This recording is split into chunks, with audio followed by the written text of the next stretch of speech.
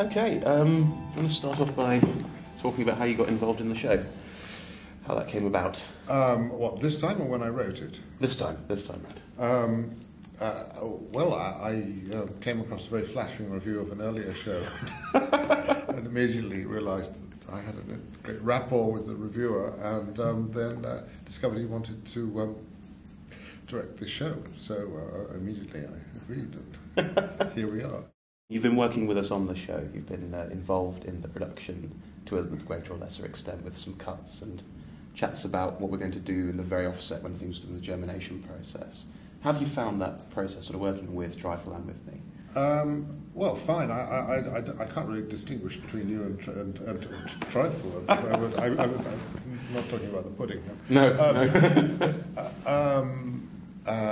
It's quite easy to edit a play once it has sort of sunk below the horizon of its homing, as it were, because I don't feel very strongly about continuity. What I'm interested in is that it feels good for whoever's doing it. Mm-hmm. So I can really take an outside view of it. But apart from helping you edit over some lacuna, I don't think my involvement has been very great. I think it has. It's a driving force in the back of my mind anyway, certainly. Well, I certainly want to encourage people to enjoy themselves. And what's it been like returning to the play then? I mean, you wrote More Light, 25 years ago? Long time ago. I don't know whether it was that long ago. Okay. Well, it's a great pleasure and a vindication, because the play was an accidental prodigy of nature after somebody asked me to adapt some of Giordano Bruno's own work. Yeah. And then gradually I became more interested in the man, and now it's wonderful to see that somebody else is interested in the man and his universe. I was just asked to do these two Commedia dell'arte plays, which Bruno had written not particularly satisfactorily in my view, and that latterly turned out to be the case when they were staged without my interpolations. But as I worked on the plays, I became more interested in Bruno as the character. And Bruno grew and grew and grew, and as it were, his Commedia dell'arte plays shrank and shrank and shrank, and then suddenly I discovered I had a play about Giordano Bruno. But that's the reason for it, but I'm extremely grateful to the RSC and Terry Hands for actually allowing me to investigate that extraordinary world of the Neoplatonist's heaven and its sort of ramifications. Mm-hmm. And play offers a sort of tour d'horizon of a lot of the theology current at the time, mm-hmm. with the Pope and the Counter-Reformation. It owes a great deal to Francis Yates' Theatre of Memory, mm-hmm. which is an extraordinary piece of work. I mean, they were really assembling practical magic, yes.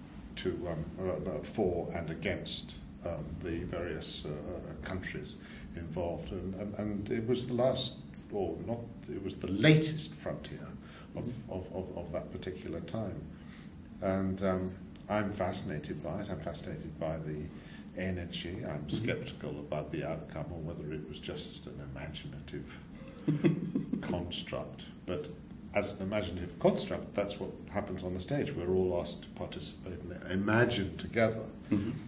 this world. Yeah.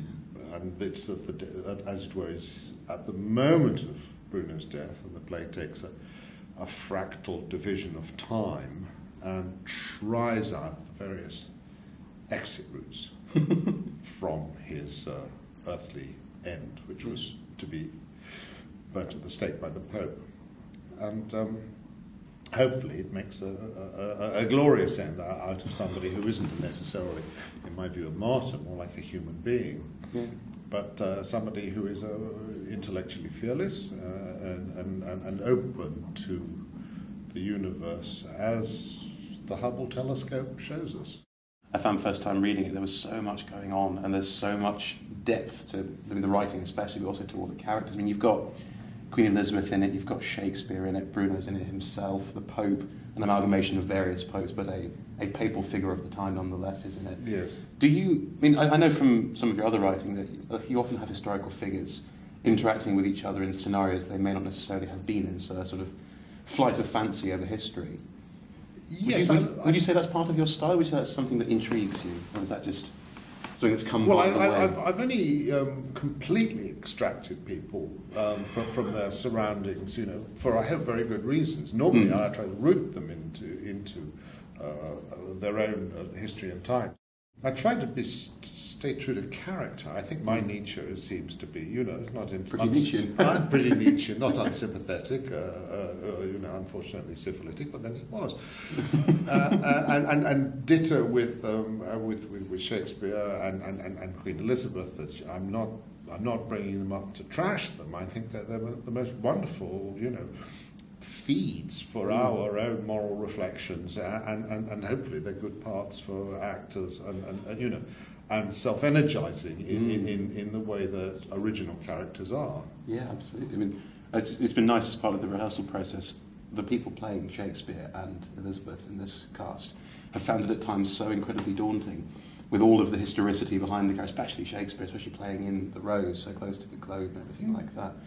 But at other times found it incredibly freeing because they're such defined characters that anything you do within them will be new, because everything's been done, everything's been talked about, but has it been actually performed as the person? Has it been? I mean, Callow's played Shakespeare as himself on stage a couple of times, I think, but to actually have a character within a play construct, within a dramatic construct, gives you a lot of free rein. I think because they're such strictures, because they're such characters, we have, you know, when you say the word Shakespeare, hundreds of different thoughts fly around the head. Yes. It also gives you amazing freedom, I think. That's a nice tautology about it, really. Yeah, I mean, there's a very good play by Edward Bond with Shakespeare, which is, you know, yeah.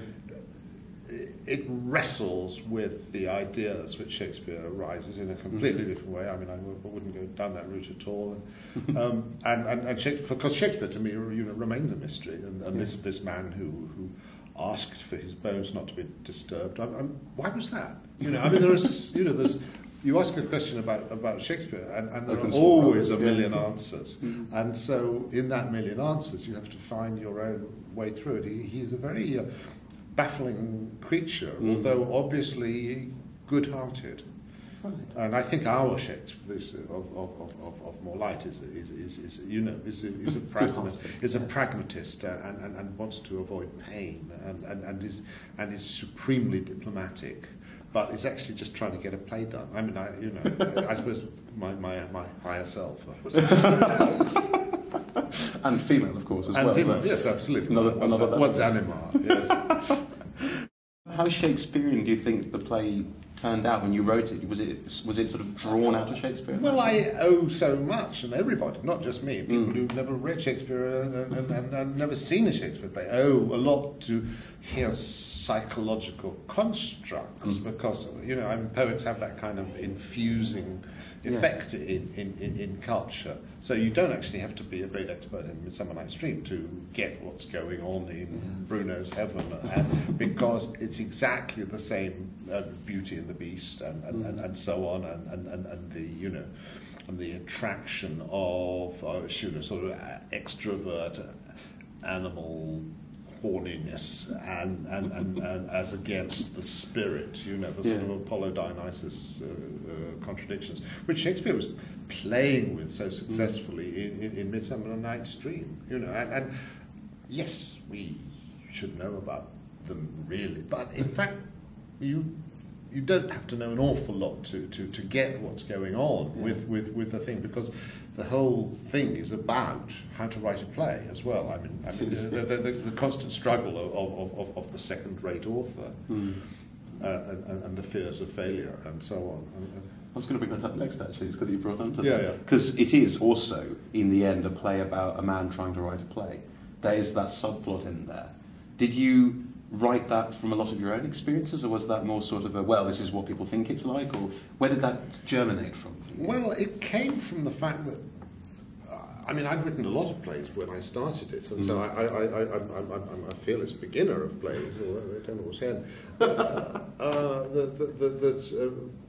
Bruno had, as it were, knocked out on a wet Saturday afternoon, a couple of comedians, and probably at the time they were all right. It's just that decent, 400 years later, you get them out and they're a bit moth-eaten on the edges, and everybody is going to wear, everybody's work will wear out in the end, or have to be reinvented by another poetic spirit,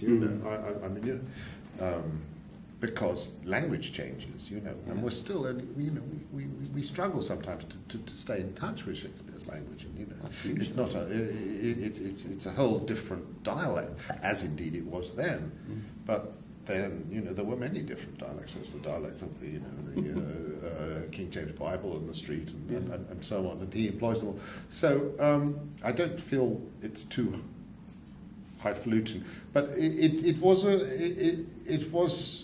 it is a play about somebody who is genially unself-aware, who's obviously very, very clever, and is sleepwalking to his end in a funny way, and rehearsing his exits, and so the play uses that to explore the various levels of understanding and the aspirations, the plausible aspirations of these spirits, and they are spirits. They're like the spirits they are in Midsummer Night's Dream.